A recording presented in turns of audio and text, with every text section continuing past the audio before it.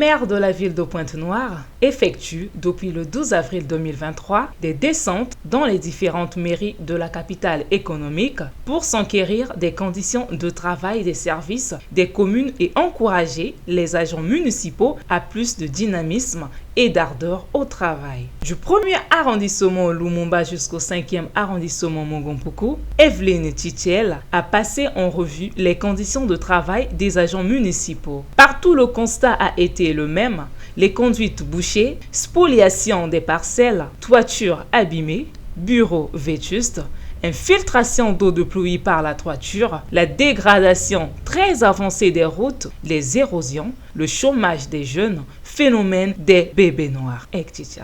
À l'arrondissement 1 Lumumba, Jean-Toussaint Luemba a en effet, dans son mot de circonstance, épinglé quelques difficultés liées à la gestion des marchés domaniaux et a ensuite proposé quelques pistes de solutions. Aussi a-t-il informé l'autorité municipale de la création d'un marché à poissons dans l'enceinte qui abrite le marché de Ouy. Parlons du marché Djinji. Les travaux ont atteint un niveau d'exécution de 65% concernant le deuxième module en construction. La discipline des eaux pluviales et des eaux usées de ce plateau marchand demeure une préoccupation majeure. L'étude disponible avec Lévi relatif à l'aménagement du domaine public de cette plateforme prend en compte l'avenue Costa Zakari, l'avenue des Malongo, l'avenue Gelcher, les boulevards de 13 et 14 août 63. Les services techniques municipaux sont présentement sollicités pour délimiter le périmètre du marché de Djinji. Telle est la demande de l'entreprise Franco Milarechi du 3 avril 2023. Urgence signalée. Le marché de la frontière est en situation d'inondation depuis 2014. En effet, la construction par la société Faubert de son complexe sur le lit de la rivière empêche l'écoulement naturel des eaux. Conséquence, 700 tables sont hors d'usage et 8 sous sur 12. Le manque à gagner se lève au 31/12/2022 à 288 144 000 francs CFA. Nous soumettons ce dossier à votre compétence. Parlons du marché Marcel Diongo de l'OCH. Cet équipement collectif est né de la démolition du marché central. Les commerçantes et les commerçants ont été ainsi transférés à Marcel Diongo et au marché de la Foire, dans le 2e arrondissement. À ce jour, ce marché connaît une transhumance de sa population suite à l'annonce précoce de l'arrivée de son Excellence Monsieur le Président de la République à Pointe-Noire en vue de l'inauguration du marché de Djinji.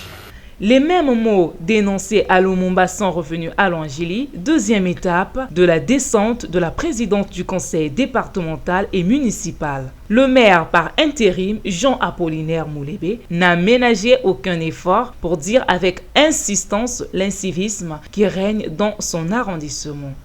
Longili se porte relativement bien, mais présente quelques préoccupations qui gênent son bon fonctionnement, sinon son image, et qui mérite la bienveillante attention de l'autorité municipale.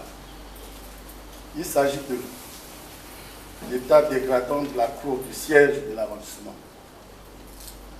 l'insécurité pour 10 sièges, renforcée par le coulement de certaines parties du mur de clôture et le déficit de la prise en charge du dispositif de gardiennage.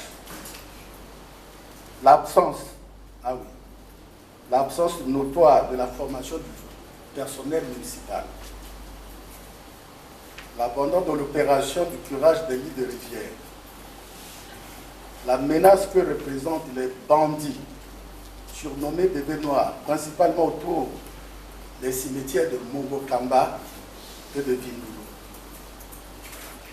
L'absence remarquée des postes avancés de la force publique dans certains quartiers reculés. l'occupation anarchique de la chaussée de la route nationale numéro 1 au niveau du marché Tister. À ce sujet, Madame la Présidente, la délocalisation de ce marché s'avère impérieuse. La fragilité du dispositif de gardiennage du marché moderne de Tignambi 1. À toutes ces difficultés, Evelyne Tchichel a tenu à remercier l'ensemble des agents municipaux et à les exhorter à plus de civisme, de ponctualité, d'assiduité au travail. Le maire de la ville de Pointe-Noire sait que dans toute situation professionnelle, les conditions de travail ont un impact sur les salariés d'une part et sur l'efficacité de l'organisation d'autre part.